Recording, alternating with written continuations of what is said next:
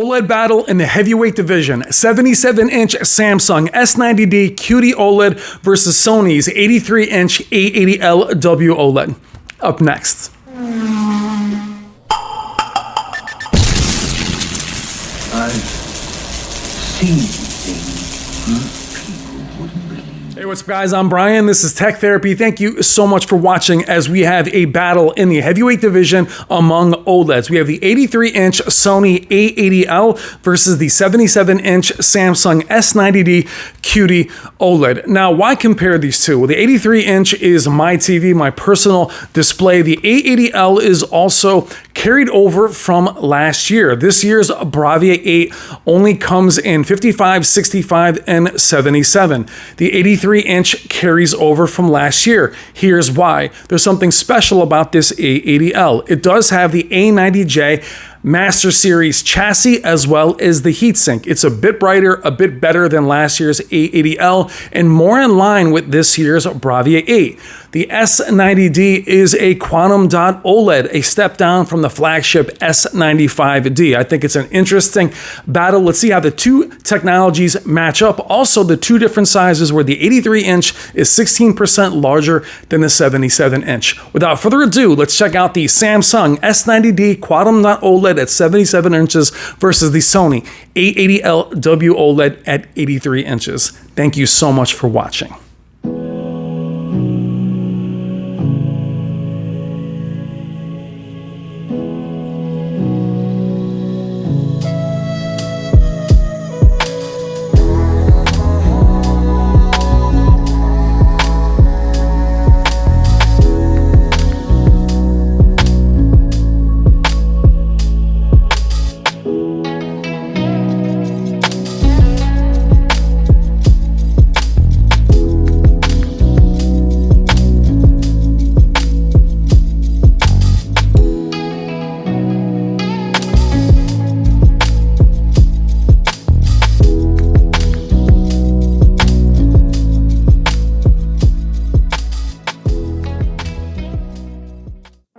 All right, guys, let's do it. 77-inch S90D QD-OLED from Samsung, 83-inch A80L WOLED from Sony. Now, what I want to show you here is with the lights on, the differences in size. It is substantial, 16% larger. For me, I could never go back to 77. Now, why isn't there an 83 in this comparison? There is no 83-inch QD-OLED, so you'll be making the choice between a Samsung or a Sony A95L QD-OLED versus a larger 83-inch.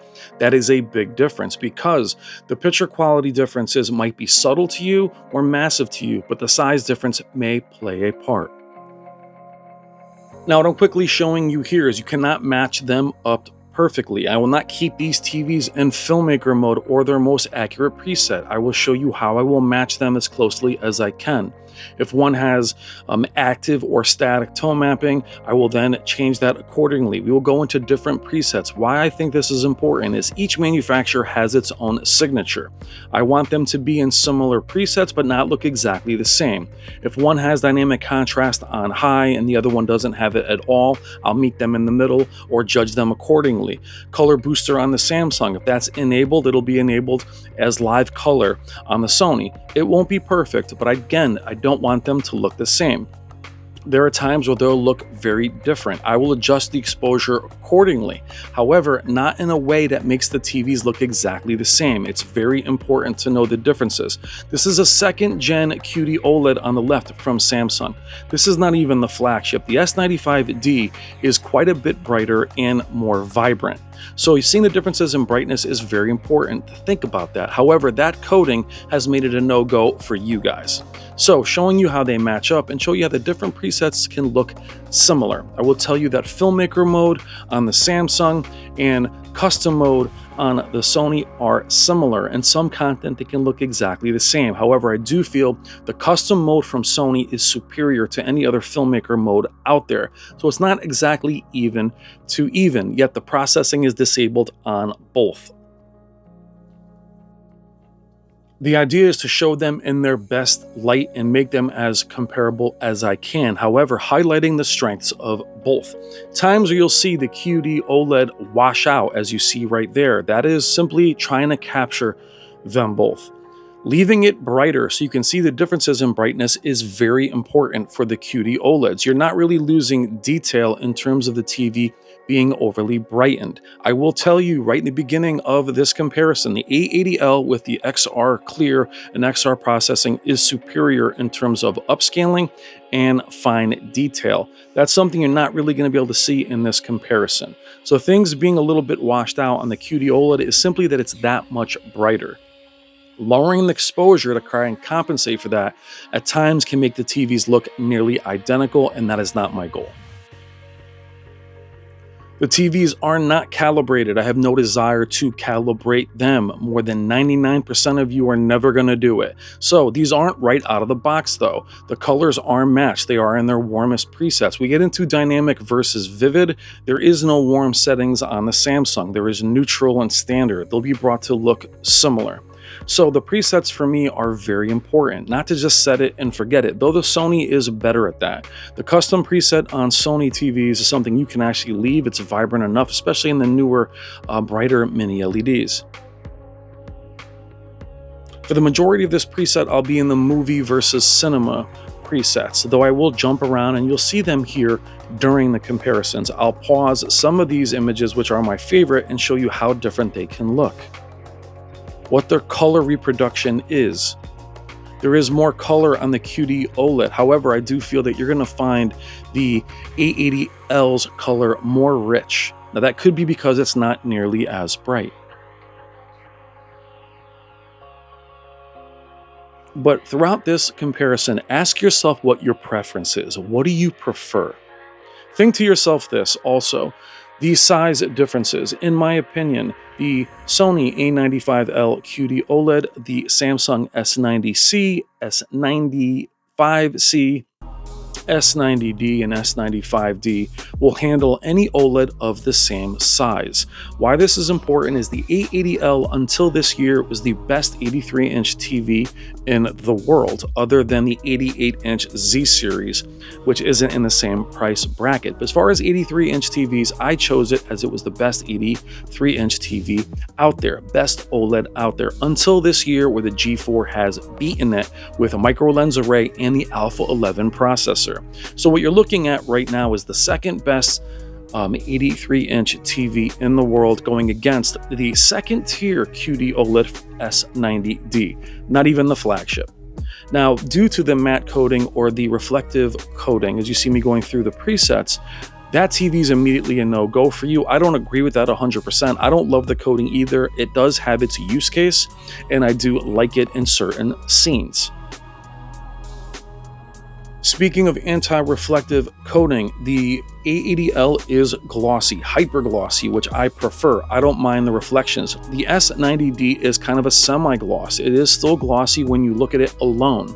However, it does flatten the image at times, does have excellent anti-reflective capabilities, but the contrast ratio will be lost in a bright room.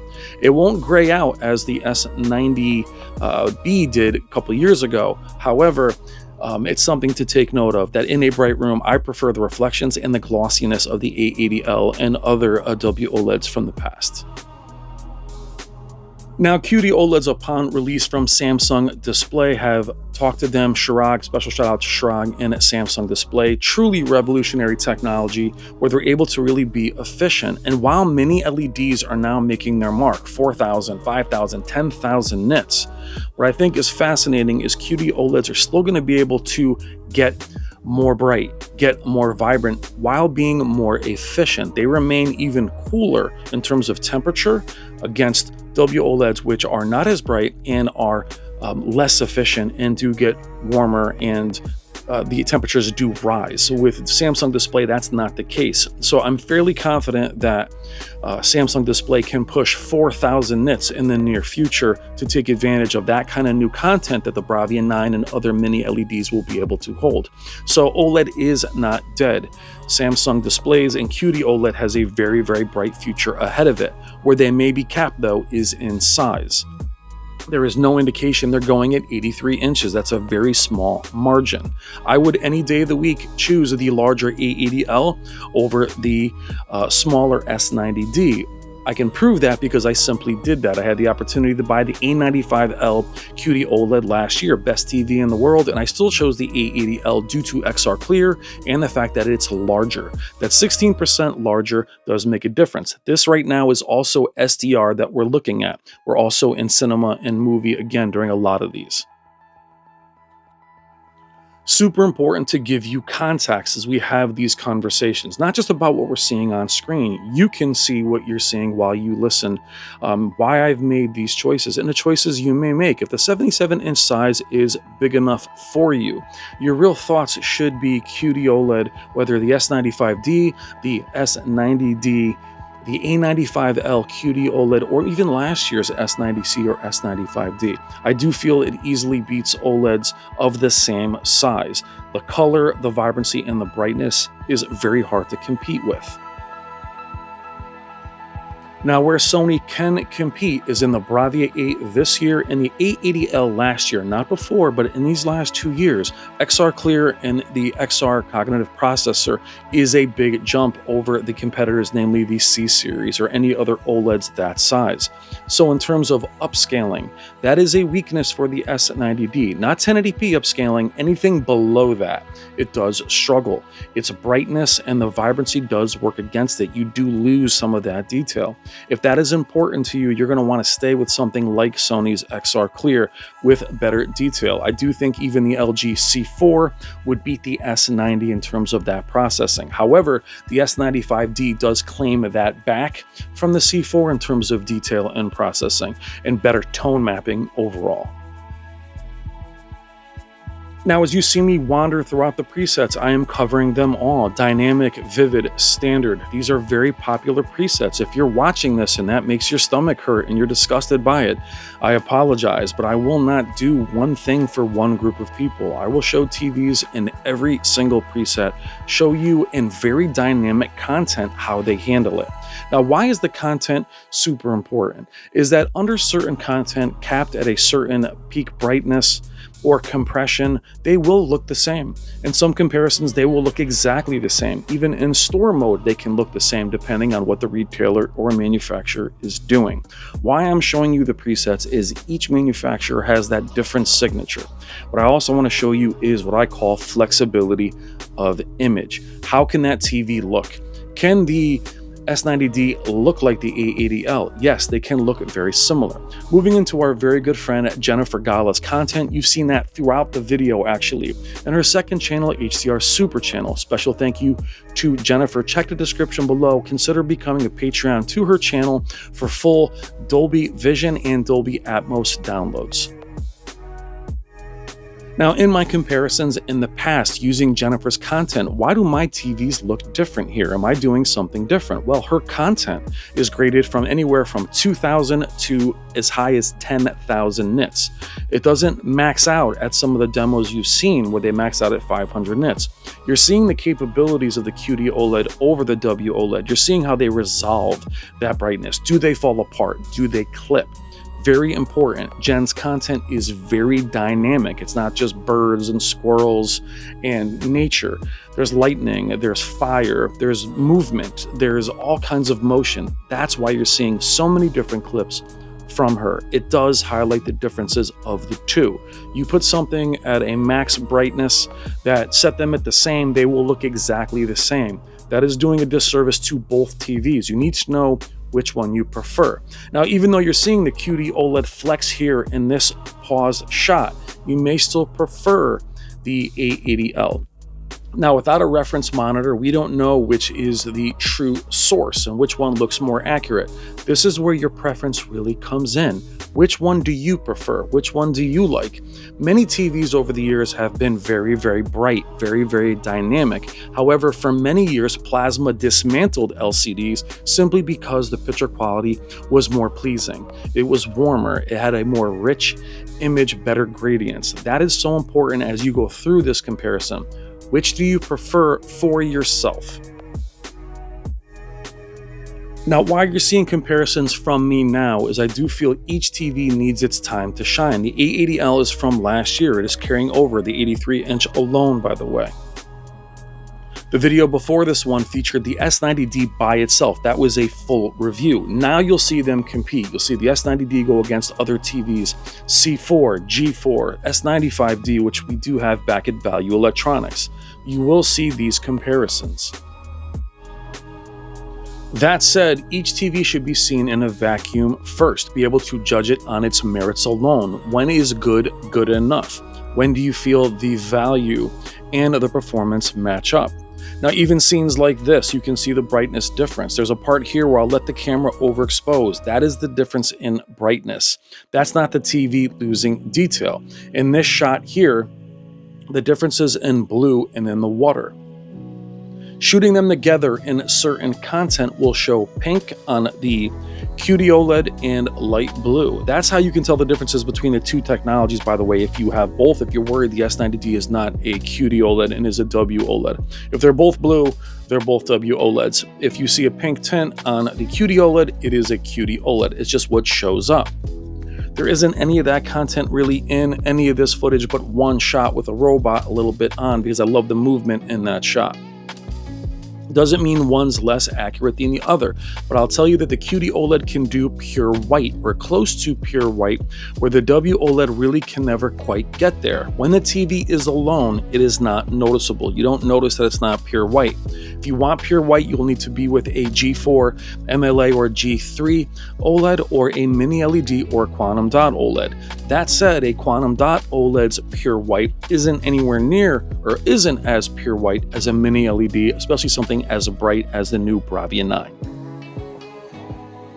Now again, going through still shots like this is very, very important. This is 3000, 2000 nit content. Going through the presets, seeing how each manufacturer handles them.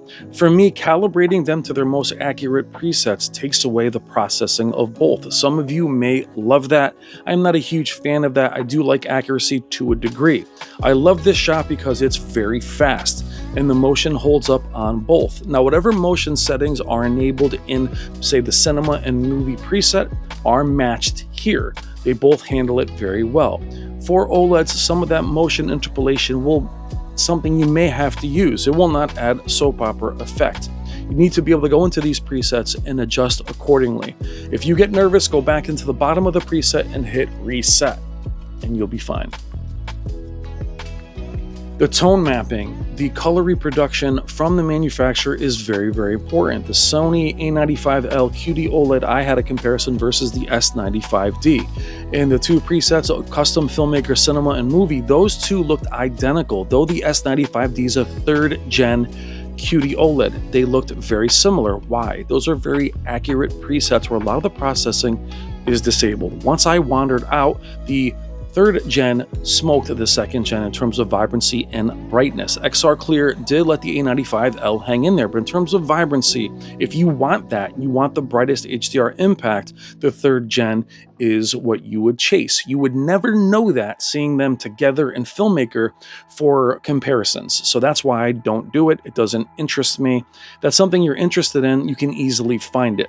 For me, it is showing you the differences of both. Now, if this was an A95L versus a new Sony QD-OLED, they would match up better. Or even if this was the Bravia 8 versus the A95L, which I actually will do that comparison for you, it would be more similar and something you could actually see. And the settings would match up perfectly, especially the different presets, because they're the same generation. Now in this scene here with the fire dancers, the camera is gonna have to clip. I don't want to nerf down the QD-OLED. I want you to see the differences in brightness. There is no detail lost. I will also then pause this scene so you can actually see the differences in brightness and saturation. Saturation also very, very important. Now in the movie preset, or in even the standard preset, even the dynamic preset of the Samsung, you can take away active contrast. You can change the dynamic tone mapping, or the tone mapping from static to active or active to static to give it a little bit more of a subtle look. There is flexibility on both. However, the A80L cannot look in any capacity as bright as the QD-OLED. The QD-OLED can start to look more like the WOLED if we nerf it a bit.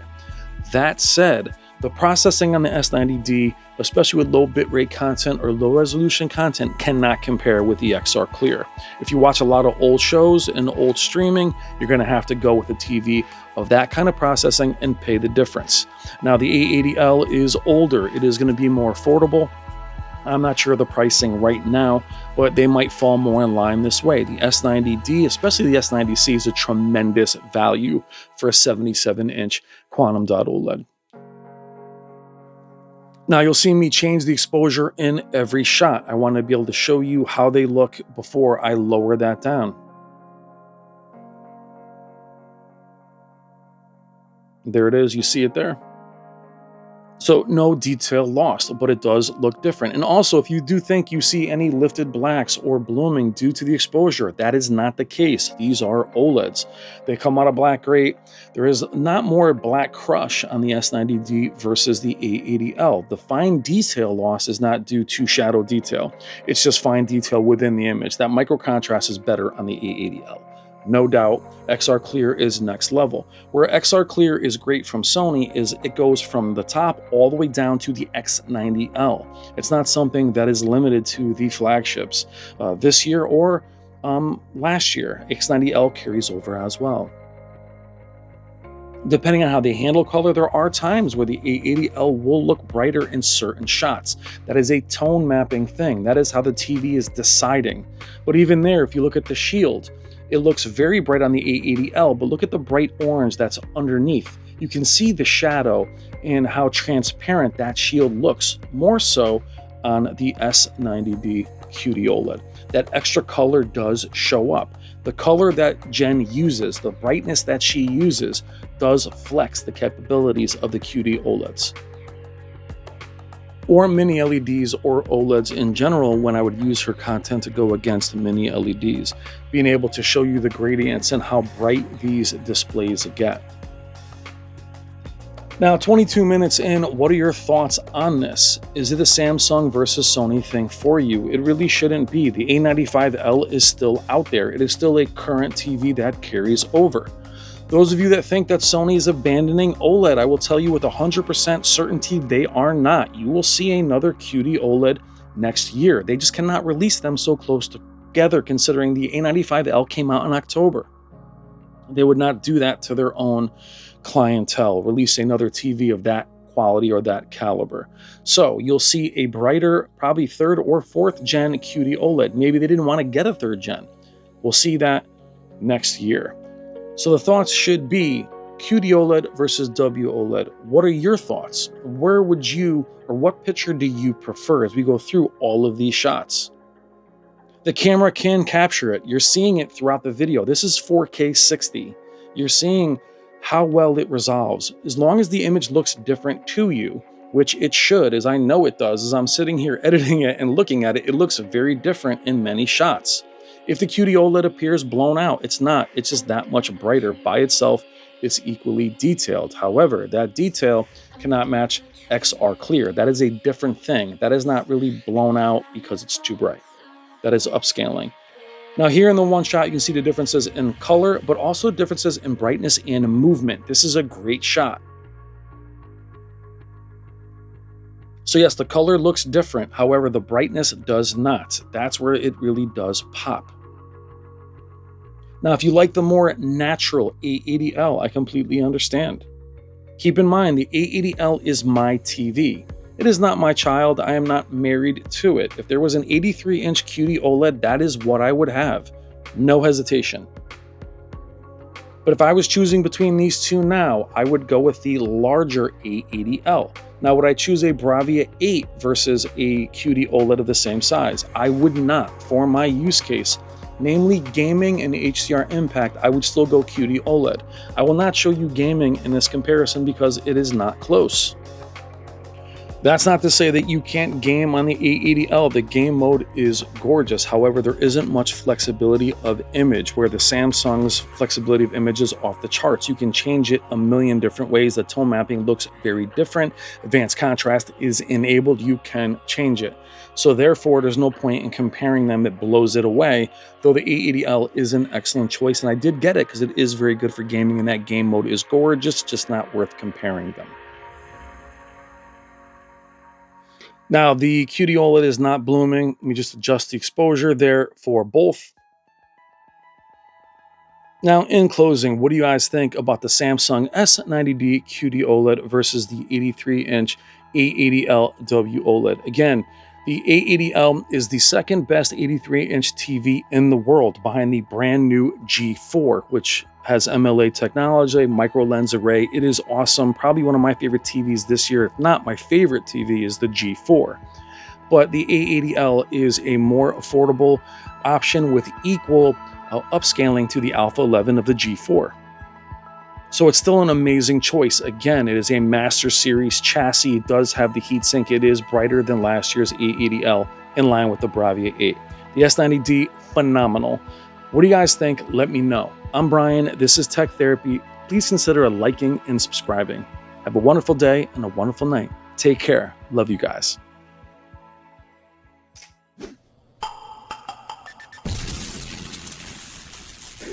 It's better to burn out than to fade away.